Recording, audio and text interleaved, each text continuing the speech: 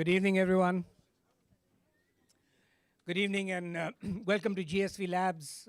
My name is Nikhil Sinha. I'm the CEO of GSVlabs.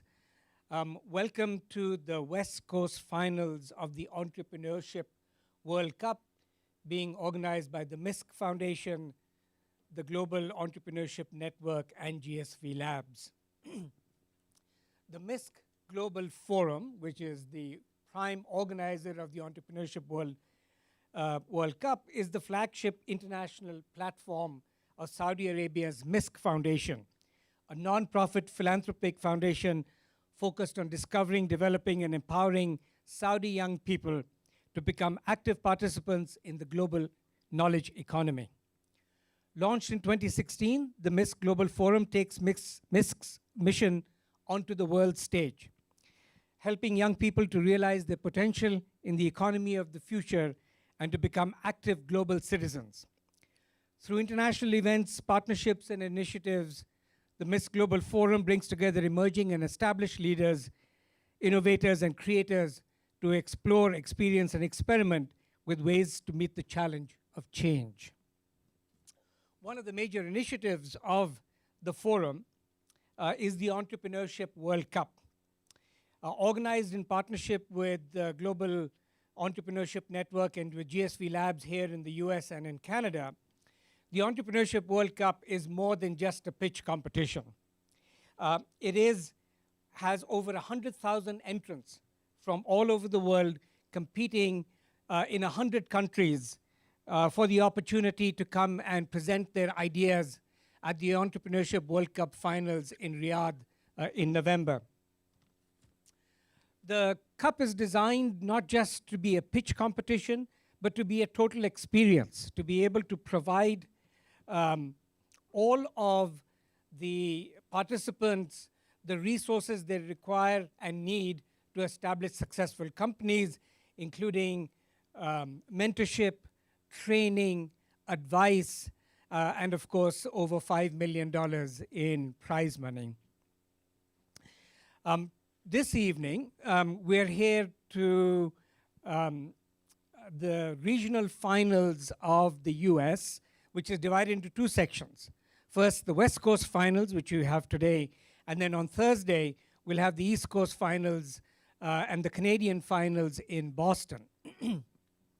Over 126 companies applied for the West Coast competition across the region, and of which these 10 very, very successful companies are going to be presenting to you today. One of these lucky companies the winner of tonight's competition, will get the opportunity to go to Riyadh in November to compete for the $5 million in prize money and the opportunity to present at the global finals in Riyadh. And then one of the East Coast Finals and then the winner of the Canadian Finals will also get the opportunity to compete in Riyadh as well. Altogether, 263 entrants from the US, and we believe that the 10 that are represented here today are some of the top companies and most promising startups that you are going to encounter. So we're looking forward to a very exciting evening. Before we get going, I'd like to acknowledge the support of our partners who've made this event possible. SendGrid, which is a leader in trusted email delivery. Its cloud-based solution sends transactional and marketing materials and email for over 58,000 paying customers, allowing their customers to focus on their business instead of their email infrastructure. BREX is rebuilding the B2B financial products, starting with a corporate card for technology companies. BREX helps startups of all sizes to instantly get a card that has 20 times higher limits, completely automates expense management, kills receipt tracking, and magically integrates with their accounting systems. GSVlabs is a BREX card member. Leyton brings expertise in R&D tax to minimize the innovation potential to maximize the innovation potential of your business, focused on rewarding innovation through providing tailor-made saving solutions to help organizations optimize their annual budgets. And with SVAM, whose suite of services include custom application development and systems integration services, big data analytics, consulting and staff augmentation, and mobile application development. And finally, City National Bank, that offers a full complement of banking, trust, and investment services through 70 offices, including 19 full-service regional centers in Southern California, San Francisco and the Bay Area, Nevada, New York City, Nashville, Atlanta, Minneapolis, and Washington, D.C. Please join me in giving a round of applause to our sponsors and our partners, the MISC Foundation and the Global Entrepreneurship Network.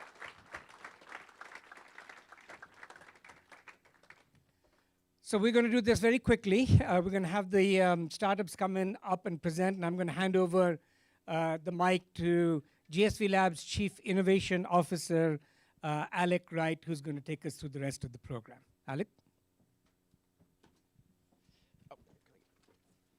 Thank you, Nikhil, and thank you everyone for coming out and joining us tonight.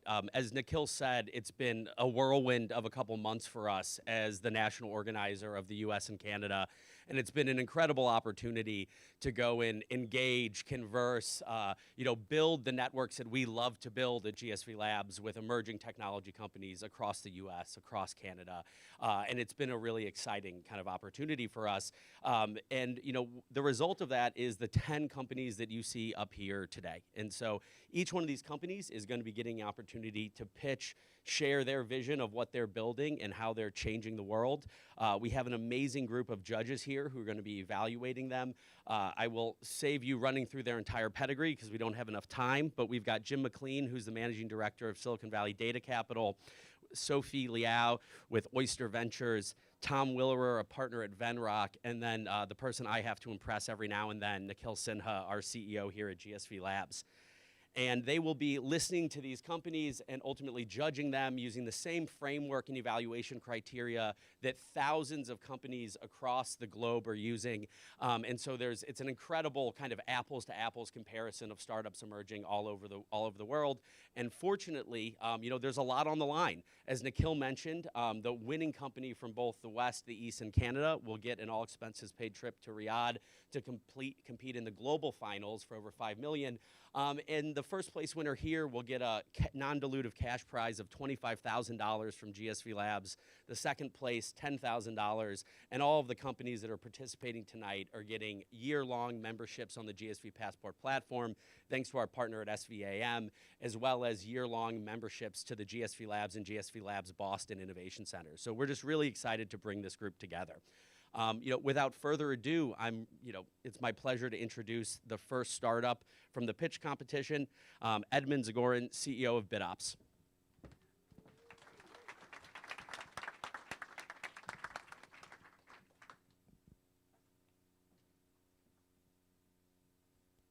Hey, folks.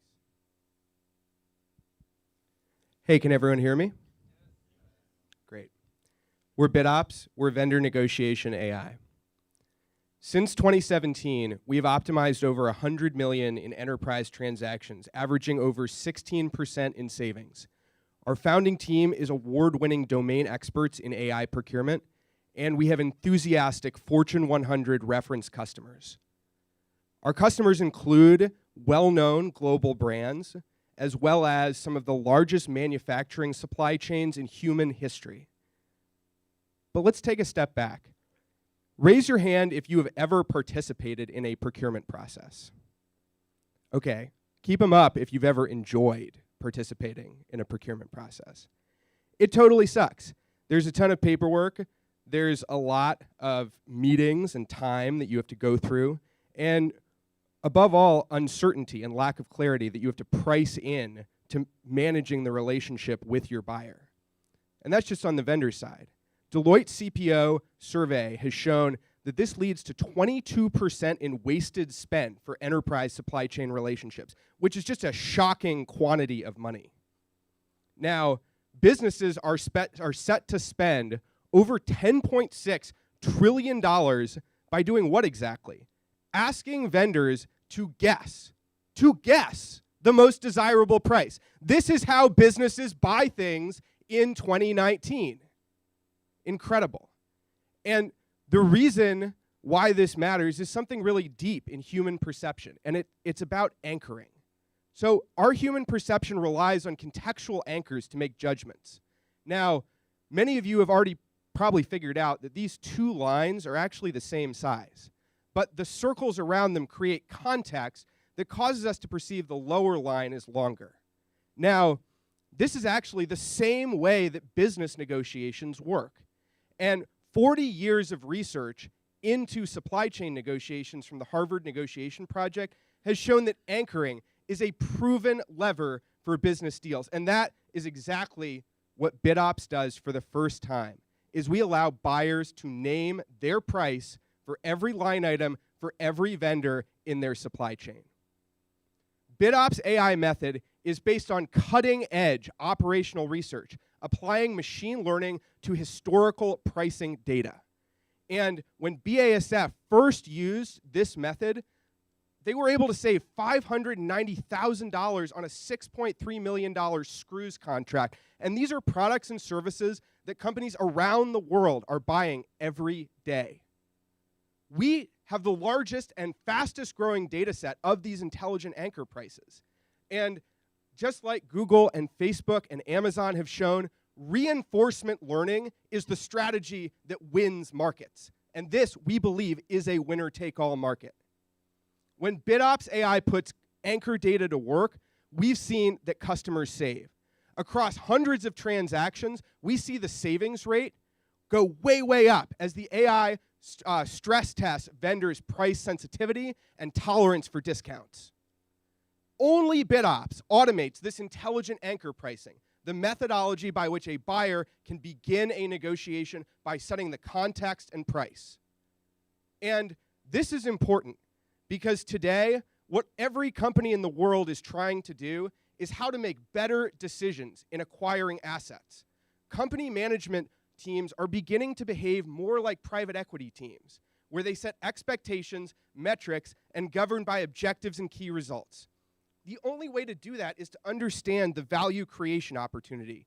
And today, BidOps is a leader in building the data around how companies spend their money and make business buying decisions.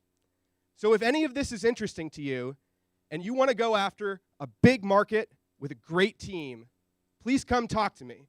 And I think that we can change the way that businesses buy together. Thank you.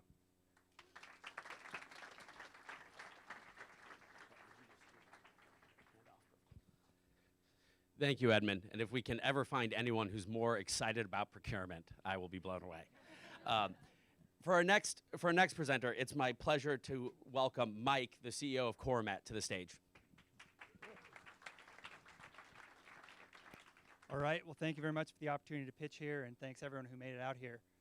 So I am Mike, I'm the founder of Coromet, and I'm gonna make a better world through better materials. So the problem we solve is that food packaging sucks. It creates billions of pounds of plastic waste, it can leach harmful chemicals into foods, and how do you solve it? Through compostable packaging. And it sucks even more. It's expensive, it's leaky, and to try and make it waterproof, they put carcinogenic grease-proofing agents in it. These are the two problems we solve. So we solve it through micro-engineered materials. We buy plastic made from corn from Cargill, and we infuse it with CO2 in a patent-pending process. We put tiny bubbles at the surface and big bubbles at the center, and it makes products that are stronger than the products they replace because of our microengineering technology. We crystallize these polymers so they take heat and insulate things like hot coffee and keep hot food hot longer. And they're lightweight, so they're actually cheaper than both competitive compostables and conventional packaging. So you have something that is cheaper than conventional packaging, better performing, and awesome for the environment because it uses tiny amounts of corn-based plastic. We can make a lot of money while changing the world. There's this beautiful niche of $900 million in the US right now where we can sell things for about 16 cents that cost 8 cents to make. We are compostable, we are grease-proof, we are cheap, we make food look better. It's this awesome niche. Because we're so cheap, eventually we can play in the huge $278 billion world packaging market and really make a huge impact. We have customers who have given us money. A top 10 fast food chain has given me 240 grand because they want 1 billion cups in the long term. We've tested our packaging in industrial meat packaging machines, and it does great. We found that it turns into dirt in as little as 20 days in compost testing. And we have target pricing from huge distributors that give us 40 to 60% margins. We also have patents to protect this technology. We use unique machines, unique processes. You end up with unique products. And then because it floats, it doesn't contaminate recycle streams, and it can be recovered in a patent-pending fashion. Now, we're going to change the world, unlike other material science companies, because it's fairly cost-effective to implement. We go into existing factories. We spend about $6 million and bring our technology, and that enables about $60 million in high-margin sales. So you had a factory that's worth 1x sales, and all of a sudden it's worth about 17x earnings. You can make a huge return fast by repurposing facilities. We proved this in partnership with the USDA at the pilot scale, and we're currently proving it down outside of LA at the full scale. I have a great team of folks that I've put together. I've got a master's in the technology, a PhD in material science helping me out who has raised $20 million in grants, a technician that was trained by the USDA who's been making similar products for 10 years, and the former director of technology for Qualcomm and Praxair helping me develop a world-changing IP portfolio. But 5 guys are not going to change the world. So that's why we found some awesome partners. The USDA gave me a pilot facility just outside of Berkeley for 2.5 years. I found a great partner manufacturer just outside of LA who's helping me scale up. And a machine maker is paying for half of my first full-size line so they can help me build more in the future.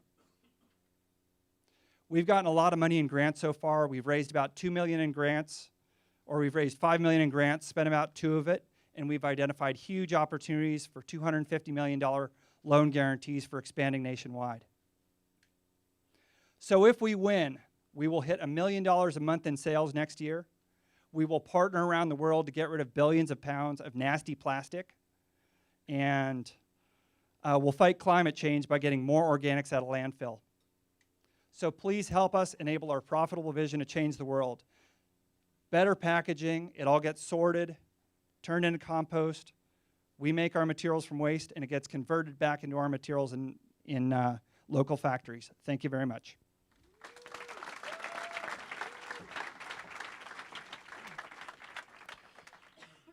Thanks a lot, Mike. It's always exciting to see us building a greener future. For our next presentation, it's my pleasure to welcome the founder of Falconry, Sankit.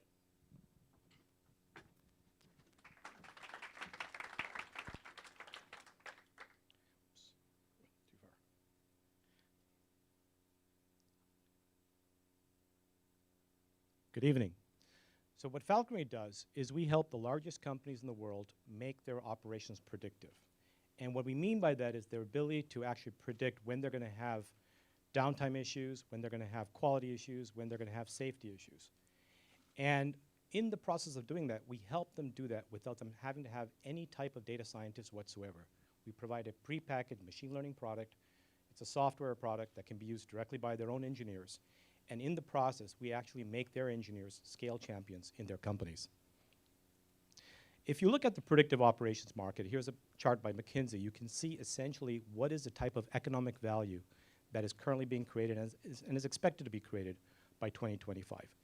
These are just 4 of the different use cases. So these are specific use cases that Falconry has been targeting. And you can see just for 2 of them that we're really focused on, the operational optimization and the predictive maintenance, that is a very sizable chunk of an overall $1.9 trillion of value to be created. Now, of course, there's many people who are playing in this market. The problem is that there have been tons and tons of POCs, and as many of you have heard, they've got into what's called POC purgatory. The problem is they're unable to scale outside of that. And it's really come down to 3 core issues that have prevented them from scaling. The first is if you're taking a data science approach with a team of data scientists, oftentimes what you've developed is very hard for the operations teams to use themselves. And the ease of use for operations is one of the key things. The second thing is if you're only a cloud-based service, it doesn't always integrate very well with your customer. Your customer has needs which have to be either on-premise sometimes, either in the cloud, or even at the edge. And then finally, you want to see a clear ROI, a clear payback. The problem over here is these projects, if you take a platform approach or even sometimes a data science approach, can take upwards of 2 years to finally implement, take massive amounts of people, cost you millions of dollars, and even after 2 years, you're not quite sure what you're getting for ROI. So what is the solution for that? The solution for that is very simple. There's really 4 things that you need to do. The first is, can you provide a product, a solution that does not require the users to have data scientists to use it? Can you actually extract mission-critical insight from the existing data they have without having to tack on more sensors into the mix? Can you deploy it in the cloud? Can you deploy it on-premise? And can you deploy it on the edge? All 3 of these. And finally, given the data security and the intellectual property concerns, the customer has to control the data, the models, and the findings. If you can solve that, then that's really what we do. Falconry is the disruptive leader in predictive operations. We were founded in 2012. We have raised our Series A last year. You can see some of our investors include some of the creme de la creme of investment. We have strategic investors such as Sumitomo Corporation of Japan through their Presidio Ventures, Siemens through Next47, and Fortive. In addition, we have some very strong VC backing from Polaris Partners, Zeta Venture Partners, and Basis Set Ventures. Gartner recognized us as a cool vendor last year.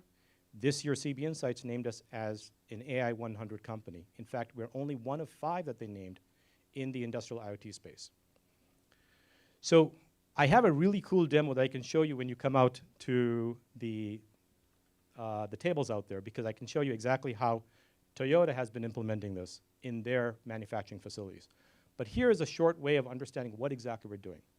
The user will take in the data they have, upload it as a CSV file, and then basically the model starts to learn what's in it and will do an unsupervised learning and will kind of identify patterns in that data. Patterns correspond to uniquely different operating behaviors. From that, you can also look and say, what are some of the known conditions? And when you put that in there, suddenly you can say that, for example, in this case, it's zeroed in, it says, I found a fault that you've identified was happening in your system. I found the downtime that happened right after that. But here, just before that, 1 day ahead, is a very interesting thing, which is a precursor. And that's what you're going to call an early warning. And that's what you're going to set for Falconry to do in real time in your operations. So just to give you some context, we have been able very successfully to deploy this across many different customers. And we've taken them beyond just POCs all the way to scale. You can see over here that they're seeing 5 to 10 times ROI on an annual basis just by doing that. And here's a very quick example of what it is for one of our customers. So this is data from one of our customers. It's an oil and gas company, one of the majors. And you can see not only, and by the way, this is their data, because again, like I said, they do all the modeling. They were able to predict 5 days in advance an off-spec event, which basically cost them $750,000 when that problem happens.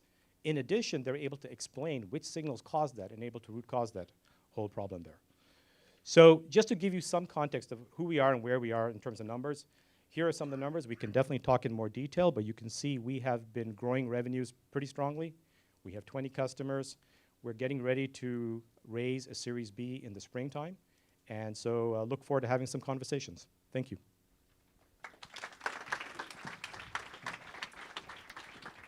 Thank you very much. Next, it's my pleasure to welcome Ajay from the i2Chain team.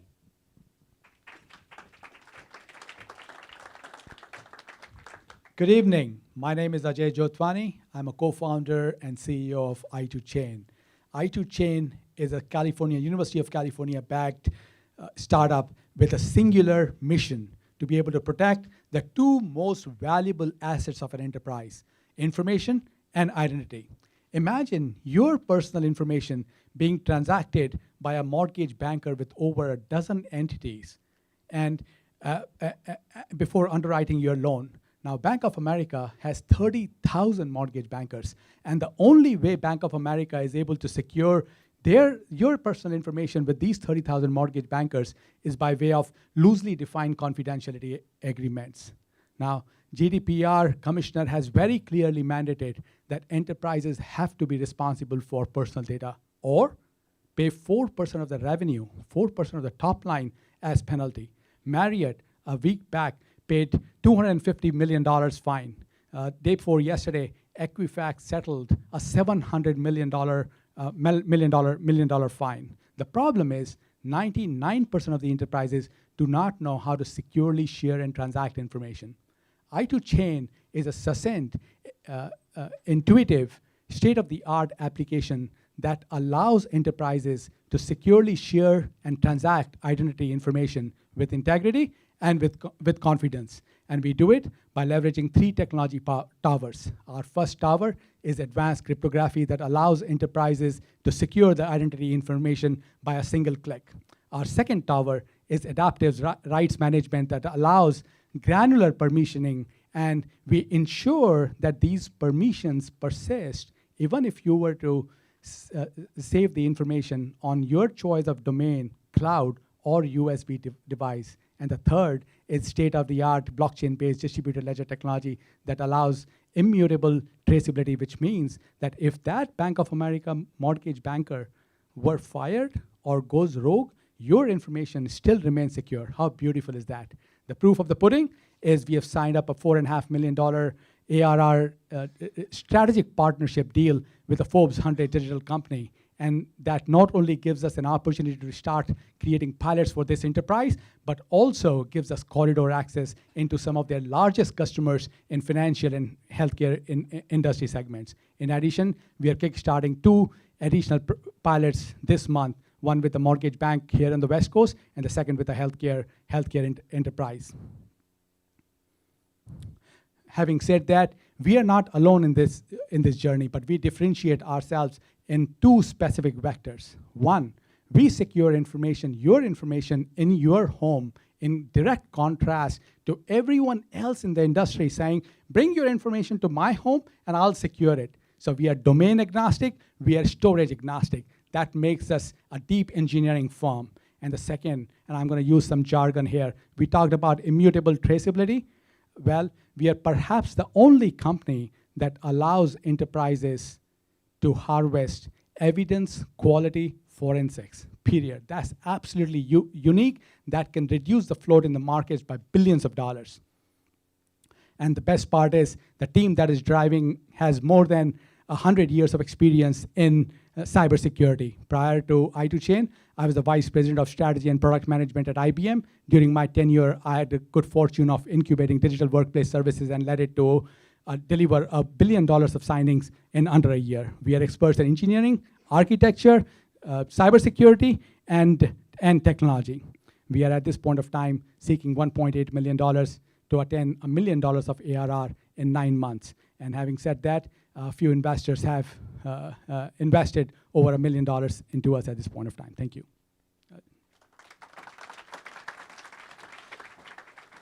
Thank you very much.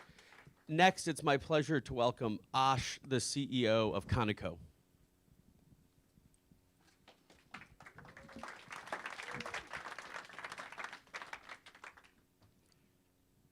Every day, you generate huge amounts of data.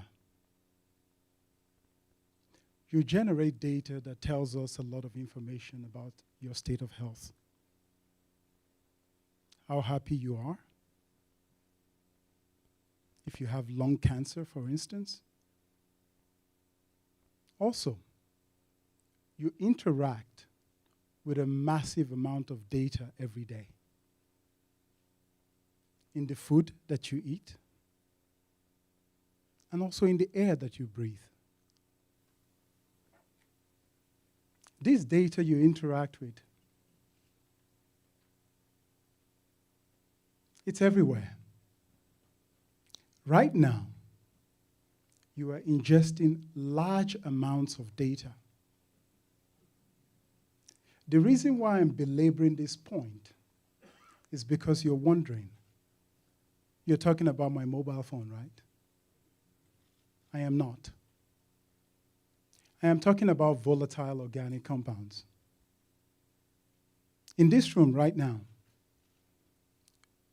from your nose, you're ejecting more than 3,000 different compounds that are telling us how you feel. The most advanced tool on this planet to do that is the dog. One of the most advanced. It has taken it 600 million years of R&D to get there. The question is, why don't we have nifty tools everywhere that can monitor these VOCs? That's because it's a hard problem. The way the dog solves that problem is it collects particles from the air that goes into its nose, binds to brain cells in the nose of the dog, and sends these signals to the brain of the dog. What if we could take that exact tool and replicate it on a chip? What if we could map all the VOCs that you interact with every day? What are the market consequences of that? For the last 17 years of my life, I'm going through graduate school twice. I have worked on such a technology. What we do at Koniku is we merge synthetic biology with silicon. We build cyborgs. And we are not the only one. This is an emerging field that The Economist recognizes as the next evolution. Silicon is old story. What we do at my company, we sell three things. A base chip that is made of completely electronics. A consumable chip that has actual living cells on them. Cells that have been genetically engineered. And of course, there's an enterprise software to run it all. In essence, what my team and I have been able to do is to solve the smell problem. We have a chip that breathes and functions exactly like a dog. Imagine the power of that. It sounds like science fiction, right? We have several customers. Imagine walking from the curbside to the aircraft in a major airport without any security. Imagine if you could smell in an oil rig all the carcinogens and prevent them. Right now with BASF, we are developing technologies that allows you to detect before a plant or a farm gets massively infected. With P&G, we're helping them develop next generation malodorant blockers. Of course, healthcare is our end game. A future where there is a conicore in every home and we can diagnose you through your breath alone. With just 11 compounds, you can tell if somebody has liver cirrhosis. We can develop a tool that does that. Strategically, we are now working with the government to detect foot and mouth disease in cattle. We created a $2 trillion market out of vision and sound alone. Imagine what we could do for smell. Till date, we have done more than $17.5 million in revenue. We'd actually catch that number by April of next year. Some of my team members are here. You'll recognize them because they are uncommonly good looking. There is Kennedy McDaniel here, Benjamin, and Tim. Please reach out and ask for more details. We're a team of more than 70% PhDs and seasoned business people. Our goal is to map all the VOCs that interact with human life because it's necessary. Thank you.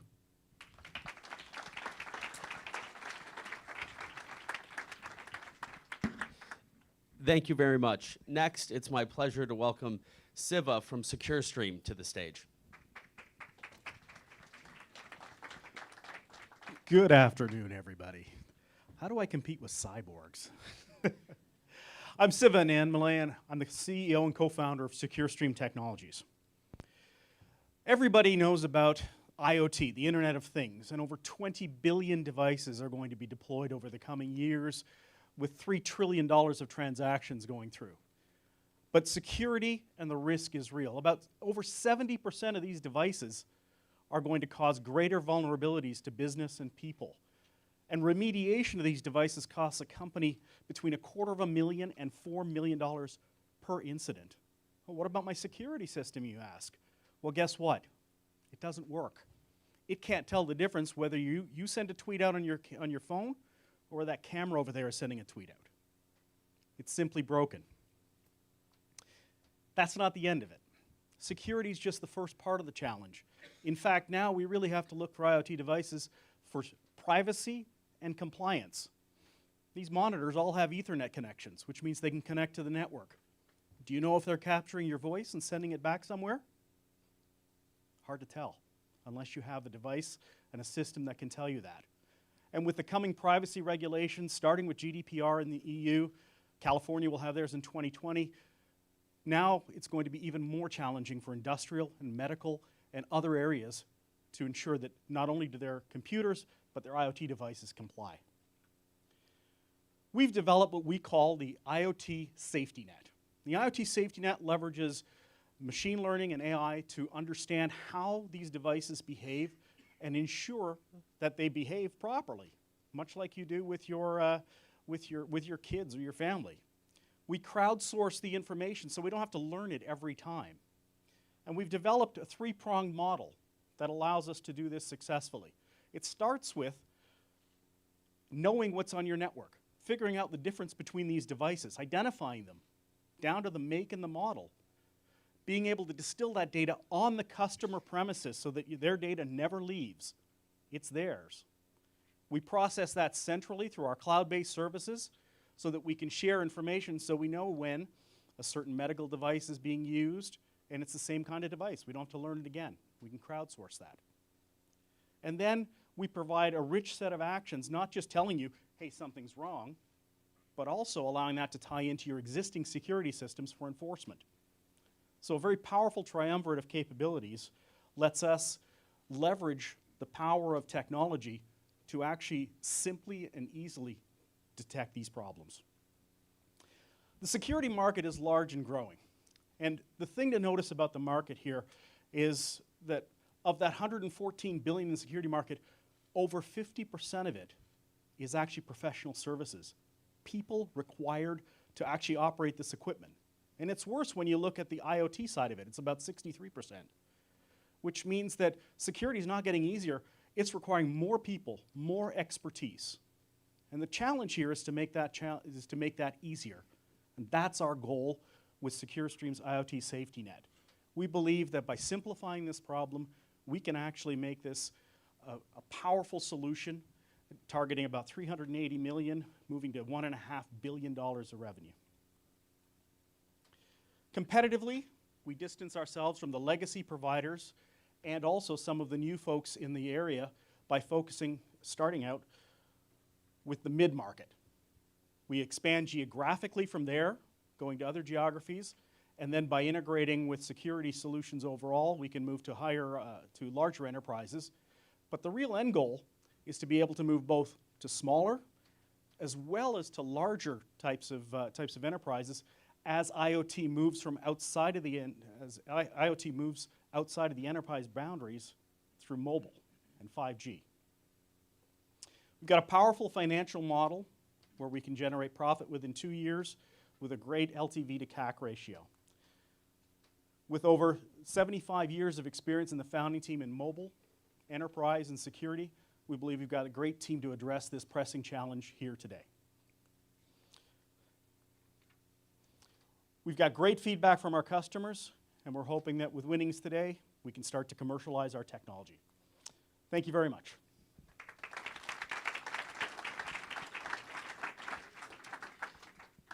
Thank you, Siva. And if you've been paying attention to your program, you might be expecting the Smarty Pants team to get up on the stage right now. I'm very sad to share that the CEO of Smarty Pants had a medical emergency today and is not able to join. He is absolutely fine, which is wonderful, but is not able to be on stage today. And so for now, it's my pleasure to welcome the next presenter to the stage, Sherry, the CEO of SupportPay. I think Smarty Pants would have been more interesting. So there's one thing that relationship experts agree on. The top 2 reasons for divorce are money and communication. But when you divorce or separate with kids, you have to communicate about money. And it doesn't get better, it gets worse, way worse.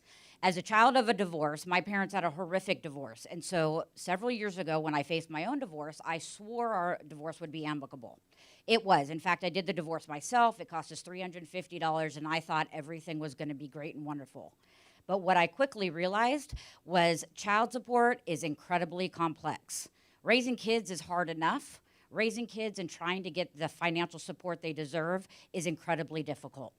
And then I thought, well, maybe I'm the only one with this problem. And what I found was in the US alone, there's 55 million parents that exchange over $200 billion every year in child support and expenses. Globally, that's over 298 million parents that exchange over $900 billion. In fact, there's 67 countries in the world that have very similar child support laws as the United States. But I had no idea how complex the problem was until I got into it. Most people, when they think about child support, think it's this once-a-month payment. That's what you see over here on the left. But what's more important than that is that you have a base payment, the once-a-month payment, but you also have to share all these additional expenses, medical, childcare, education, or anything deemed special needs for the kids. So what typically happens is you get a child support order and all of the legal professionals leave, and then it's left up to the parents to try to figure out how to manage it. For that base support, they would schedule or make a payment. They're expected to remember to pay, because there's one thing in life you don't get a bill for, that's child support. And then that is either processed through the state, about a third of the cases are processed through the state, or it goes directly to the parent. But nobody offers a solution to help with all the additional expenses. So typically what happens is a parent incurs an expense. They then go to the other parent, whether it's an argument, a text message, a phone call, maybe a few emails, and say, hey, you owe me X or Y for this, or you need, well, there's no way that it costs that much. Yes, there is, I swear to God. No, I don't want to support your lifestyle. I don't believe you. So it's a bunch of back and forth arguing and a lot of financial tensions between the two parents. And that's where Support Pay comes in. Support Pay is a single platform that gives parents a way to manage their child support and share expenses. With Support Pay, they can make or schedule that monthly payment, but more importantly, when they enter an expense, they attach a receipt. The parent now sees that the money is going directly for the child. Support Pay stores all that information in a certified record that can be used for court, tax, or compliance purposes. It then goes over to the other parent. We manage all the communication, and then that parent logs in from a web device or their mobile device, and they can see that the expense is for their kid, and they can make or schedule a payment. If they disagree, they can dispute that item, but all the other money continues to flow between the parents. So it truly is a parent-focused solution. We're revolutionizing P2P payments, parent-to-parent payments, by providing a single solution that gives them the certified records and the communication and enabling it so parents never have to talk to their ex about money again.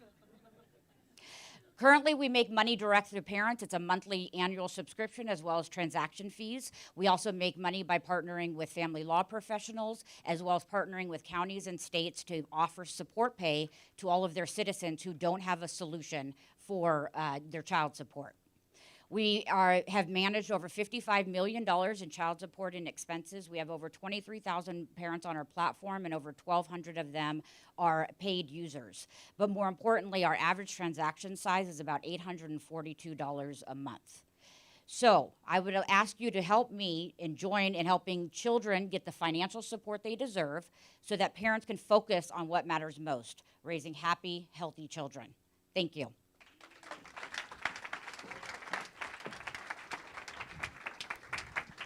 Thank you very much, Sherry. Next, it's my pleasure to welcome Jonathan, the CEO of Uprise Energy, to the stage.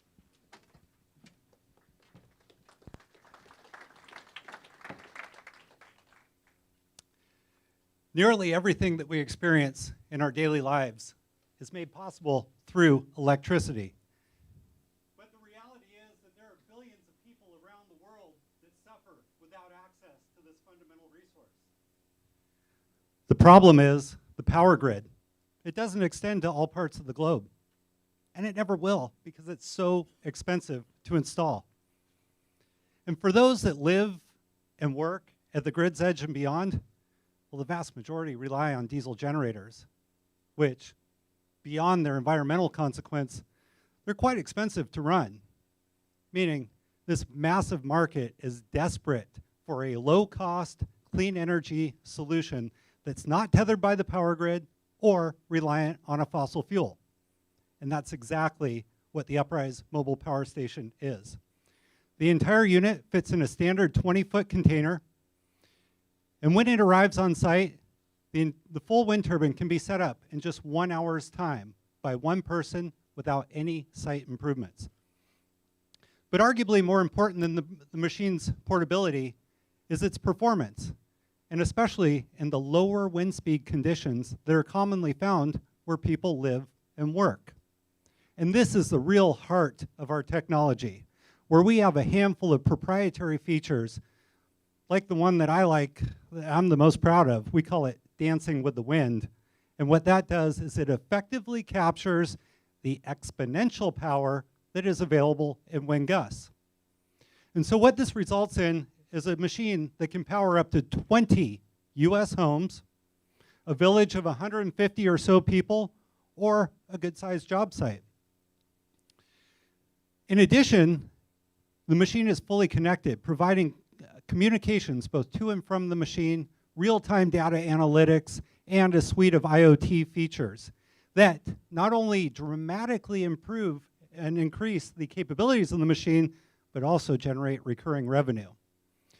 Now, when you look at our machine against the other small wind turbines in the market, well, our CapEx is on par with theirs, but our OpEx is a fraction of theirs because of our superior performance.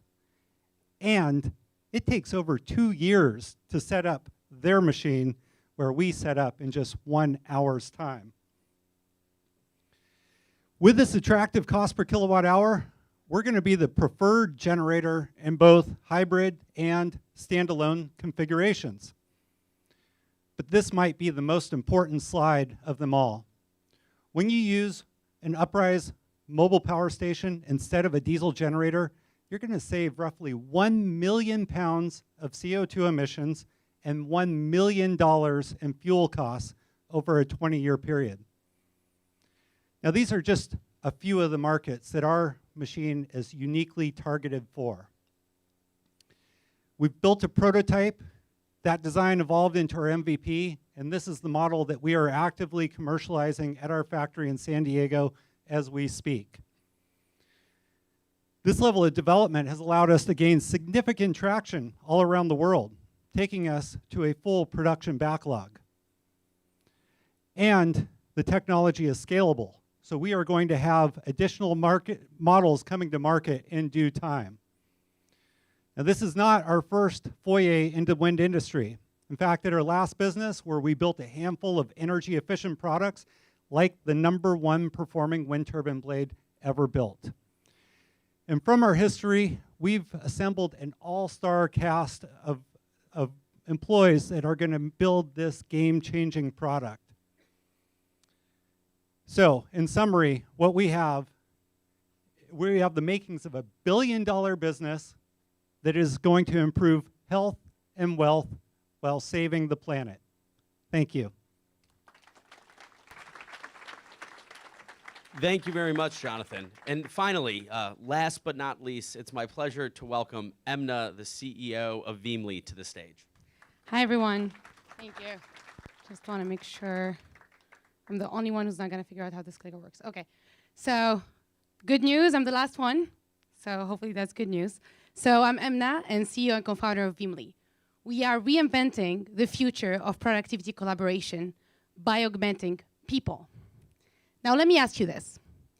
Do you ever get home at the end of the day, sit with your people, your loved ones, but you're not really there because of all of the overwhelming information you had to deal with at work and all the interruptions all day long?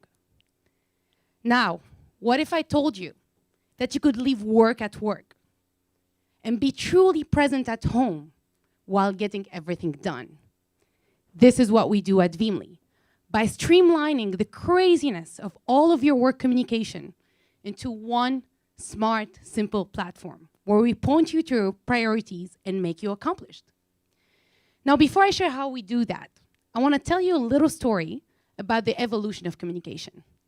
20 years ago, we used to communicate via one channel, email, and information was easily found through few systems. Of course, that had a lot of problems, like silo effects, long trail communication, just to name a few. This is why, in the past few years, we've seen an explosion of collaboration apps in the workplace that solved for that, but created a way bigger problem: highly fragmented information and very heavy context switching. Because of that, we get interrupted every 11 minutes in the workplace today. And it takes 23 minutes and 15 seconds to focus again. Now just pause for a second and do the math. I'm sure you all feel this way. You're busy all day long, and at the end of the day, like, you didn't get any actual work done. So I'm happy to show you how we solve for this. I'm happy to introduce you to Veemly, your priority inbox. The one desktop app that centralizes all of your collaboration apps. And on top of it, we give you a smart feed of all of your communications. Now, every person is touched by this in the workplace. Every person I talked to told me they have this problem. But we wanted to start with the one person that suffers the most from it, the software engineer. They're the one persona that was never built for heavy collaboration, yet they're thrown into it. And they're the most expensive resource for the company as well. So John, for example, he's a software engineer at a 1,000-people company. John uses every day Slack, Jira, GitHub, GitLab, Gmail, Confluence, a few more other apps. Keeps switching back and forth every day. With Veemly, he walks in, opens one app. That app has no notifications. We're removing that. Yes, we're having the guts to do that. And then he can access all of his favorite apps from one platform. But the cool part is, after processing 1 trillion messages with our team, we built our own AI technology to determine what's important and what's not for John. So immediately he can see his top priorities and what needs his attention and what needs action. We also make it very simple for him to find any information across all systems from one input through our unified search. Last but not least, we make it very easy for him to transfer information from a system to another with one click.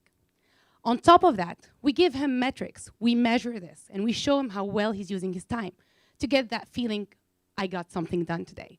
And we use those metrics in an anonymized way to show the manager how well the team is doing.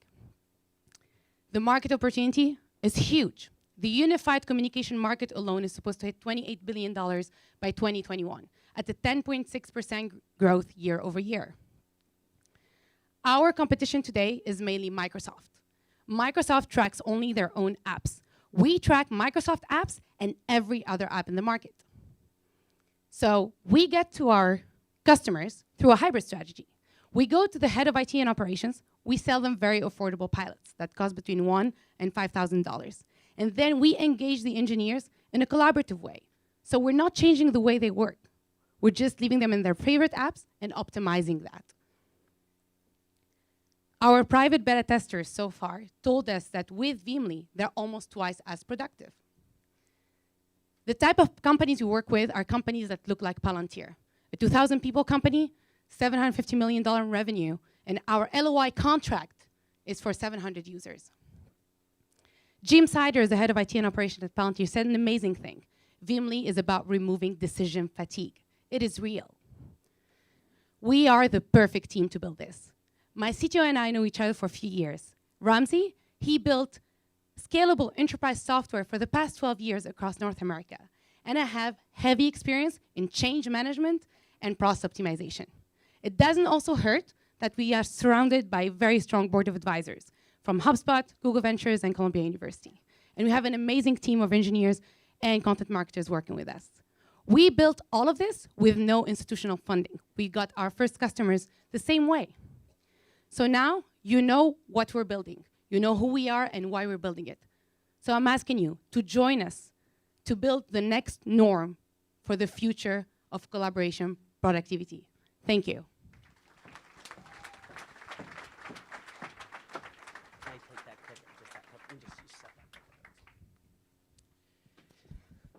Thank you again to all of our presenters. Our judges are now actually going to be run off into a room here on the side to have a 5 to 10 minute conversation and add up all the scores that they put together at this point. But let's just take one moment and get another round of applause for all of our presenting companies today.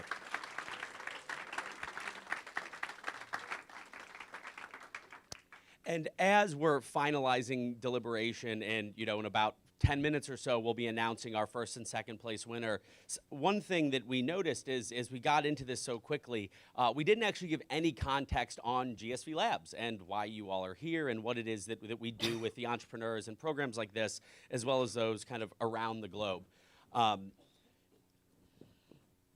give a little bit of context and try and keep it, relatively quick for you. So first and foremost, GSVlabs is a global innovation platform. We are focused on supporting and connecting entrepreneurs and innovators around the world and making it easy for them to access the resources, know-how, and learning that they need to make amazing things happen. We have over 250 startups in our physical innovation centers. We've graduated over 800 since we launched in 2015, and over $600 million has been raised by that group of companies. And we offer a whole suite of services like amazing service providers, some of them you see in the room here today, an incredible group of global mentors, co-working and incubation environments for them to really grow their companies, the learning resources that they need, as well as then structured acceleration support through our programs. Again, if you're in one of our innovation centers, you get amazing co-working in spaces, you get a community and culture of like-minded founders, you get events like this, as well as the technology and business infrastructure to really accelerate your company's growth. And, as we looked at this growing entrepreneurship phenomena, we said most startups are not going to get to be in one of our innovation centers. And what we really see is a global trend around innovation that historically was housed between San Francisco and San Jose, now going global. And we're seeing emerging innovation hotspots pick up all over the world, and we think the real value is no longer being the biggest player in Silicon Valley, but it's more about connecting and driving innovation and collaboration amongst the individuals across the global Silicon Valley. The second trend that we're seeing is the impact and power of digital communities. Places like Coursera for communities of learners, LinkedIn for communities of professionals, Nextdoor for your neighbors. But the power of convening and bringing like-minded people together has been proven time and time again over the decade. And so we've asked ourselves, why not a community for entrepreneurship? Finally, we're living in a new world, and we call it the entrepreneurship phenomena. In the US alone, just since 2010, we're seeing a dramatic uptake in entrepreneurial activity. And then if we look globally, it's actually even more dramatic, with 43% of people around the world indicating that they're incentivized to pursue an entrepreneurial endeavor or venture in the next 6 months. So this really is a new global phenomena that is being brought together, hopefully by GSVlabs. But a big challenge exists for these founders, whether they're in Silicon Valley or across the world. There's a lack of startup-focused resources. It's fragmented. It's everywhere. It's hard to get engaged in a community like you would if you were here in Silicon Valley. And then ultimately, you're often not connected into this global ecosystem of capital, talent, mentorship. And our goal with the GSV Passport platform is to change that. So in January, we launched GSV Passport. It's a platform that connects any entrepreneur anywhere in the world to the on-demand learning resources, mentorship, investors, technology, tools, and infrastructure that they need to grow their business. And since we've launched this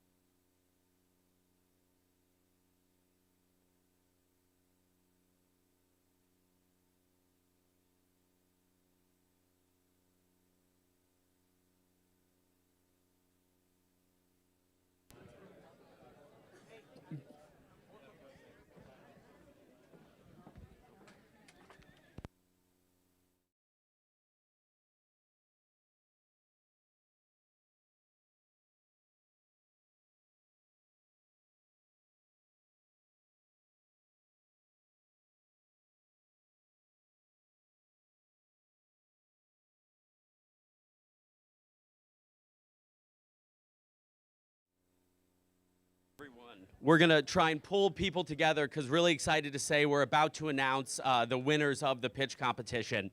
In a moment, I'm going to welcome up our CEO, Nikhil Sinha, and a representative from the MISC Foundation, Abdul Rahman Al-Hema.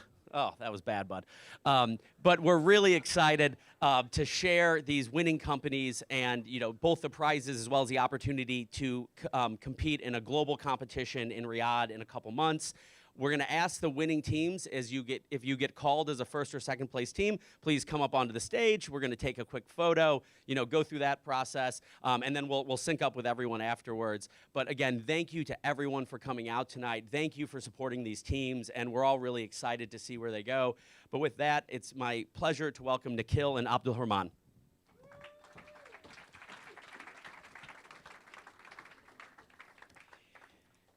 Wow, that was pretty exciting. We certainly had a tough time picking the winners. One more time, a round of applause for all the participants.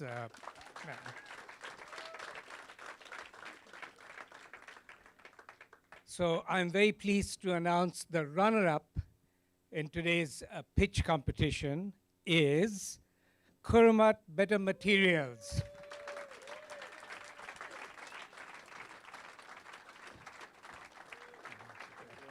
Come. Mike, come.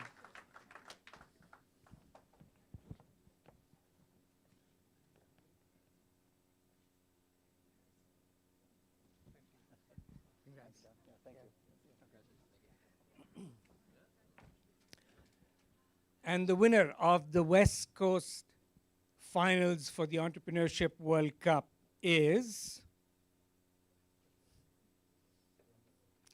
Koniko.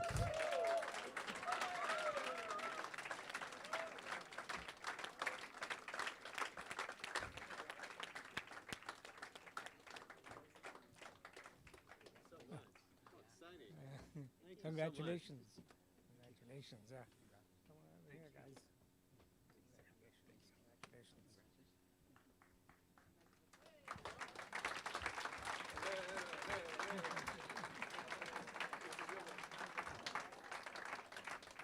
Thank you. May I say a few words? Sure. Thank you very much to the judges. We really appreciate it. Halfway through my talk, I had a card flash 30 seconds. None of this work is